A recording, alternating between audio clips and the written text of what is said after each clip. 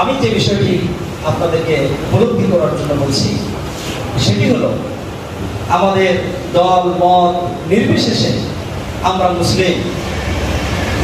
আল্লাহ লাহু খালকু ওয়াল আমর, সৃষ্টি যার, আইন চলবে তার। এই জায়গায় কি আমাদের কোনো মত পার্থক্য আছে? কোনো মত পার্থক্য নাই। কোরআন আমাদের একটাই, রাসূল আমাদের একজন, আল্লাহ আমাদের একজন। এগুলোতে কোনো মত পার্থক্য আছে? মত পার্থক্য হচ্ছে পদ্ধতির জায়গায়। ইতিপূর্বে এই পদ্ধতির জায়গায় কিন্তু মত পার্থক্য হয়েছে। সময় থাকলে আমি আপনাদেরকে একটা গল্প শোনাইতাম, কিন্তু সেই সুযোগ আজকে নেই। এই মত পার্থক্য নিয়ে, যেহেতু মত পার্থক্য থাকবে এটা স্বাভাবিক, কিন্তু আমরা একটা জায়গায় আমাদের কোনো মত পার্থক্য নাই। আগামী দিনে সুন্দর একটি বাংলাদেশ গঠন হবে, এ ব্যাপারে আমাদের কোনো মত পার্থক্য নেই। আছে? নাই।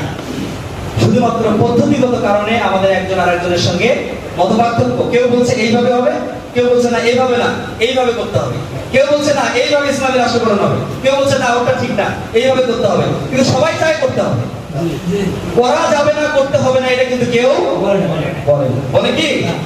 সবাই কিন্তু বলে। কিন্তু সমস্যা হলো মতের অমিল, একসাথে কাজ করার সমস্যা। আলহামদুলিল্লাহ সেটা অনেকটা কমে এসেছে। আলহামদুলিল্লাহ।